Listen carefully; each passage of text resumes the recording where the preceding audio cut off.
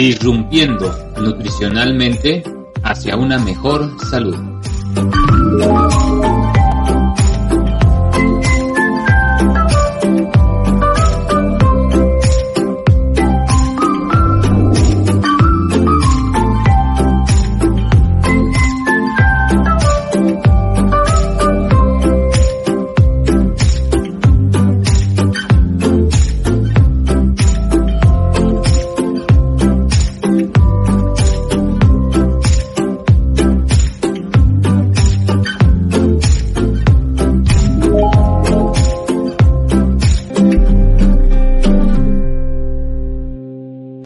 Hola, muy buenas tardes a todos. Bienvenidos al quinto episodio de este NutriPodcast, nuestra NutriCharla. El día de hoy estamos muy emocionados y es un verdadero gusto tener aquí con nosotros a una excelente profesional del área de la nutrición deportiva, especialista en esa parte y referente también, a quien admiro mucho de igual manera. Ella es Joana Colín. Un gusto tenerla aquí con nosotros, maestra. ¿Cómo se encuentra? Hola, muy bien, gracias. ¿Y tú? Muy bien también. Qué gusto que esté por aquí. Y bueno, pues el día de hoy vamos a hablar de la suplementación en la mujer deportista. Algunos aspectos a considerar, sobre todo básicos, pero también es un tema amplio en el sentido de que muchas veces se muestra controversia, algunos aspectos de mitos y realidades. Y bueno, pues siempre es interesante hablar de esto. Y bien, pues vamos a comenzar desarrollando este tema. Maestra, nos gustaría entonces que nos hablara de inicio de algunos aspectos a considerar, sobre todo de la importancia del ejercicio físico o de la actividad en general en la mujer, sobre todo por este impacto a nivel metabólico y hormonal, sobre todo, que llega a generar. Pues mira, lo más importante que hay que considerar es justo lo que acabas de decir, la actividad física en la mujer atleta,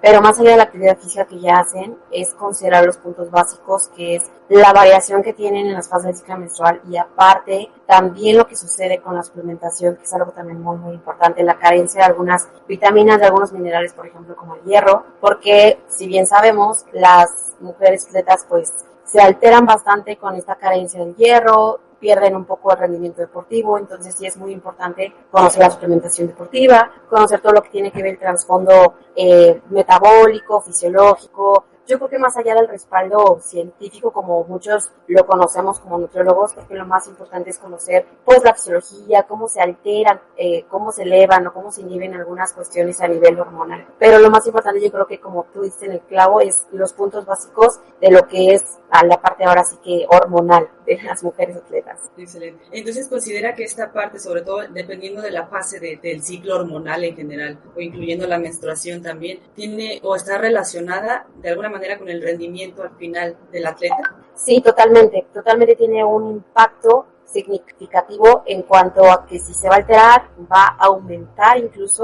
me refiero por ejemplo que si llegue como a rendir mejor o que incluso podamos llegar a mermarlo. La cuestión, por ejemplo, aquí a nivel deportiva o del rendimiento mismo es que existen, por ejemplo, algunas fases específicas en las cuales nosotros como nutriólogos tenemos que ser como muy, muy meticulosos porque si, por ejemplo, de repente aumentamos algún macro, sea cual sea, tiene un impacto a lo mejor negativo no solamente sobre la misma composición, sino también a nivel de las fases del ciclo. Yo algo que considero muy importante como nutrióloga y algo que comparto bastante es que todos deberíamos, o mejor dicho, los nutriólogos del deporte deberíamos conocer básicamente lo que es las fases del ciclo menstrual, las hormonas predominantes en todo lo que es las fases principalmente, para sobre eso saber qué tanto alteran, ya sea en los días, en los ciclos, en todo lo que tiene que ver pues con este impacto que tiene que ver a nivel deportivo. Y justo como comenta maestra, es un aspecto que muchas veces se considera poco a este nivel y sí, precisamente pues tiene un impacto. Incluso nosotros aquí por experiencia propia podríamos a lo mejor también comentar algo al respecto, ¿no? Que de pronto en ciertas fases de ese ciclo si llega a haber alguna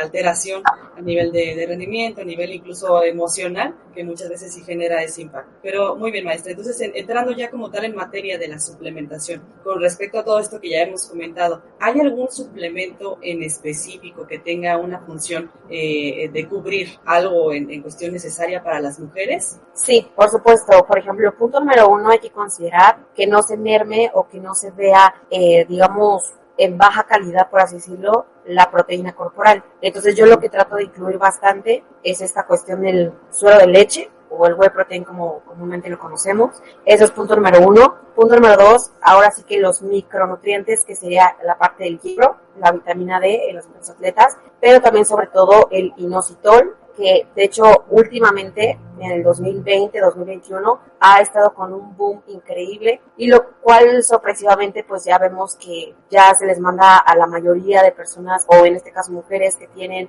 incluso síndrome de ovario poliquístico, que tienen alguna alteración a nivel hormonal. Entonces yo creo que serían al menos los 3 importantes: la proteína en suero, la vitamina D, perdón, los 4, el hierro y el inositol. Incluso también consideraría los probióticos. Ah, perfecto. Y en el caso, por ejemplo, incluyendo ya en una parte hormonal también, ¿los ácidos grasos tienen un papel importante aquí? ¿Hay alguno en específico que se requiera en mayor medida? Pues mira, ahora sí que los triglicéridos como tal, los ácidos grasos suplementados, tienen un impacto bueno, tienen un impacto significativo más que nada como un efecto cardioprotector o protector a nivel general. Yo, por ejemplo, pongo de ejemplo a las corredoras que tienen un índice de grasa corporal demasiado bajo. Entonces, este punto es muy importante considerarlo, porque las mujeres que tienen porcentaje de grasa demasiado bajo tienden a tener palpitaciones, taquicardias, ahora sí que esta variación o esta alteración a nivel cardíaco. Los triglicéridos lo que hacen en este caso es un efecto cardioprotector únicamente, o a nivel general de todo el organismo, tratar de protegerlo ante una situación de riesgo. Entonces, podría ser una opción, una ayuda a considerar, pero no como tal como una ayuda ergogénica. Yo creo que sería más como una ayuda coadyuvante, pues bueno, es lo mismo, pero sería más que nada como un coadyuvante en esta cuestión a nivel terapéutico. Okay, muy bien. En esta parte, maestra, ¿cómo considera la cuestión de que muchas veces en la mercadotecnia nos marcan algunos suplementos de esta proteína para la mujer o alguna situación para la mujer, ¿no? Que de alguna manera tiene un impacto en este caso en las deportistas o en alguien que no se llega a informar. ¿Cómo puede usted hablarnos acerca de ese aspecto? Pues mira, ese punto es bastante importante, qué bueno que lo mencionas, porque sí, en efecto, existe mucha discrepancia, muchos tabús, muchas mentiras en todo lo que es el medio fitness, nutrición deportiva, que creo que va mucho de la mano. Esta cuestión de que existe como tal en las tiendas departamentales como GNC, las proteínas típicas para la mujer específicamente hablando, es una mentira, es una falacia, porque al final del día eso es algo que no existe. Podemos llegar a ocupar incluso una proteína normal, un aislado, un concentrado o un hidrolizado para una mujer, sea una persona atlética o físicamente activa o sedentaria, incluso sin ningún tipo de problemas adicionales a la salud, porque al final del día no existe como tal algo de añadidura que podríamos decir o enmarcar con color negrito y en mayúsculas, que eso podría llegar a ser como el plus en las mujeres atletas. Realmente no existe como tal una proteína de la mujer específicamente hablando. De hecho, yo llegué a ver una proteína que decían que les metían como más estrógenos, como cuestiones hormonales, pero bien sabemos, bueno, la gente que, por ejemplo, tú, yo, los colegas que nos dedicamos a esta área, sabemos, digamos, incluso por sentido común, por la misma carrera o la rama, que eso es básicamente imposible, pero nuestra labor es realmente enseñarles, educarles que incluir estrógenos en una proteína realmente es difícil, es imposible, mejor dicho. Entonces yo creo que aquí viene mucho la parte de la mercadotecnia que hablabas, eso no existe. Sí, es una duda que muchas veces surge, sobre todo en pacientes y demás, que es interesante también comentarlo. Y por otro lado, maestra, en la cuestión de la creatina, que ha tenido también mucho auge últimamente, ¿qué piensa con respecto? ¿Hay alguna diferencia en la utilización de las mujeres con respecto a los hombres o funciona exactamente igual? Mira, funciona exactamente igual, porque el efecto de la creatina o el efecto potenciador de la creatina, lo que hace a nivel general, tanto en un varón como en una mujer, es el mismo. Lo único que cambia, por supuesto, es la composición corporal de estos dos sexos. Ahora bien, si nos vamos a un esquema o a un escenario exclusivamente hablando de una mujer atleta, sabemos que las mujeres tendemos a almacenar un poco más de triglicéridos o de lípidos intramusculares que los hombres. Al momento de que una mujer está haciendo algún tipo de recorte de calorías o el famoso déficit calórico, por supuesto que también perdemos el famoso peso, que es el agua, y aparte también el porcentaje de grasa corporal. En ese tipo de recorte de calorías en las mujeres, la creatina nos podría llegar a preservar y sobre todo a conservar lo máximo que podamos de la masa magra,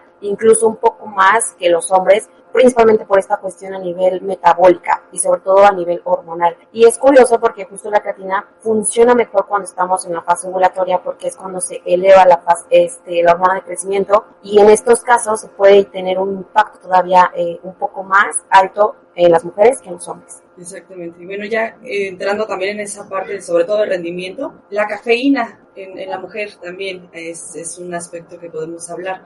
¿Qué considera o qué datos importantes podríamos destacar de ahí? La cafeína también es un suplemento que recomiendo bastante. Solamente hay que tomar en cuenta los contextos. En este caso, habrá mujeres que tengan alguna susceptibilidad, algún antecedente a nivel cardíaco, y habrá otras mujeres que realmente no tengan algún antecedente o que actualmente no cuenten con estudios de laboratorio, que no sepan la presión arterial. Toda esta cuestión a nivel de la tensión arterial, específicamente hablando, también puede llegar a ser una gran ayuda potenciadora del rendimiento, aunque yo la pondría, digamos, como un poquito más en un segundo o incluso en un tercer plano, porque realmente las mujeres lo que no buscamos en sí al 100% es potenciar un rendimiento a un punto en el que yo necesite dosificar o suplementarme con la cafeína. Lo que realmente una mujer atleta busca es no mermar la calidad del entrenamiento, pero también lo que no se busca o lo que se pretende al final de una preparación física, específicamente hablando de una mujer, es la cuestión hormonal, es decir, tratar de que la mujer siempre sea regular, es decir, que no exista una alteración en las fases del ciclo menstrual.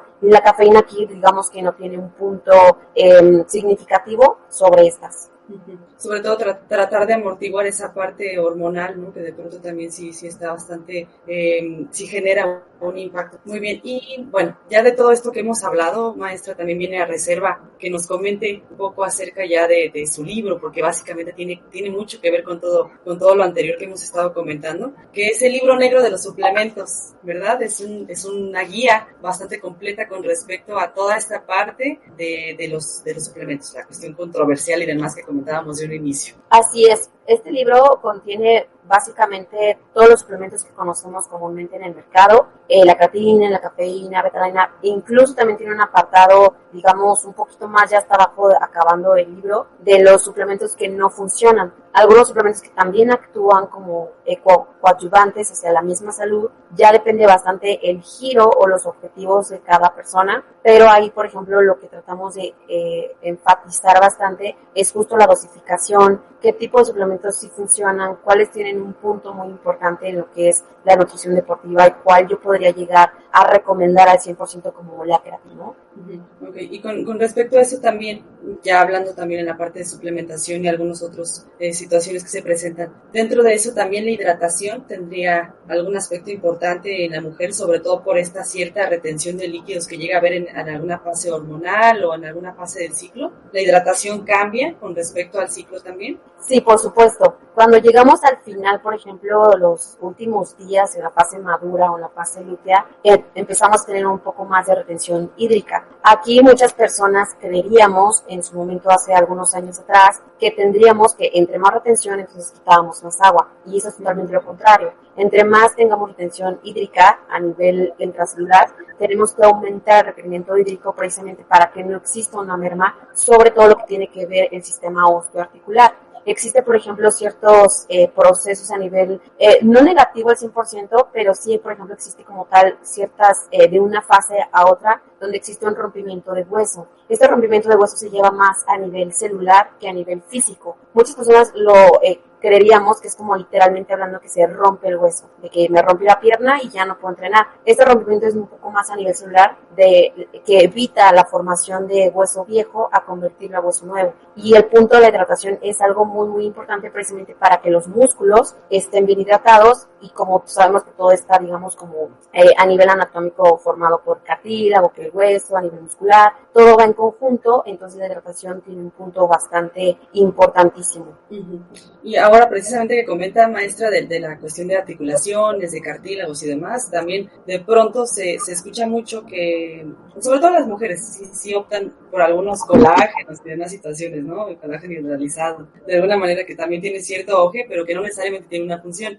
¿Qué nos puede comentar de eso? Pues mira, el colágeno hidrolizado o las famosas gomitas de colágeno no funcionan, no tienen más allá de un trasfondo científico, porque a nivel fisiológico no cumplen con los estándares o con los objetivos al final de una preparación física. Algo que yo siempre recomiendo bastante a nivel general de todas las personas que llegan a consumir este tipo de suplementos es por supuesto, punto número 1, no recomendarlos. Y punto número 2, que si vamos a tratar de consumir algo que tenga alguna fuente de colagenina, colágeno, algunos péptidos como tal que nos ayuden, que actúen como un coadyuvante de todo lo que tiene que ver con esta parte de como un buffer, un amortiguador de los tendones, articulaciones, tratar de prevenir algún tipo de lesión deportiva, yo podría recomendar, por ejemplo, la grenetina o las gelatinas comerciales. Es más barato, es funcional, muchísimo más allá de lo que es comprar un colágeno que cuesta como 1,200, 1,500 pesos.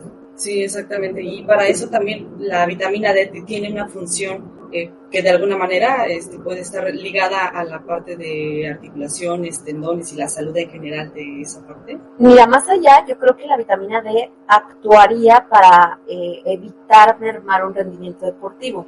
No es como tal una ayuda potenciadora, por ejemplo, como lo sería la cafeína, pero cuando una mujer llega a tener niveles bajos en plasma de la vitamina D, lo que se hace es que la mujer ya no rinde igual, pierde el rendimiento deportivo, tiene un choque con todo lo que tiene que ver con la preparación física. Entonces la vitamina D sí tiene un punto bastante importante, pero va un poco más ligado a mantener el sistema inmune, digamos, de una manera regulada, por así mencionarlo, y que la mujer no caiga en algún tipo de infección a nivel respiratorio, de que de repente estamos en plena preparación física y por tener niveles bajos plasmáticos, yo no chequé bien los niveles libres en el laboratorio, ya se nos viene abajo la potencia, ya no puede entrenar bien. Entonces de ahí, como lo que tú mencionabas, sí podemos llegar a tener un problema osteoarticular, principalmente por esa misma carencia. La verdad es que es un tema muy amplio que difícilmente podemos tratar en una sola sesión como tal. Pero sí me gustaría que para concluir nos comentara algo a los nutriólogos que nos ven, a los profesionales que también nos ven, nos comentara algo con respecto a una conclusión que quiera darnos con respecto a todo este tema. Pues punto número 1, que no recomendemos suplementos innecesarios que ya sabemos que no tienen ningún respaldo científico, pero más allá, lo más importante que hay que cuidar a la mujer es ver cómo está la mujer a nivel hormonal. Es muy importante que antes de que, por ejemplo, llegue a la consulta, sí le pidamos estudios de laboratorio como estrógeno libre, el metabolismo de las todo lo que tiene que ver con la pérdida de todo o a nivel metabólico. Es muy importante conocer cómo está internamente, más allá de recomendarle un suplemento. Algo que, por ejemplo, yo también recomiendo mucho y los invito es que siempre nos basemos en que somos nutriólogos, entonces hay que empezar siempre por la dieta y al final, si es que la mujer lo requiere, entonces ocupemos algún tipo de suplemento alimenticio, pero como un coadyuvante más, no como tratar de suplir alguna comida.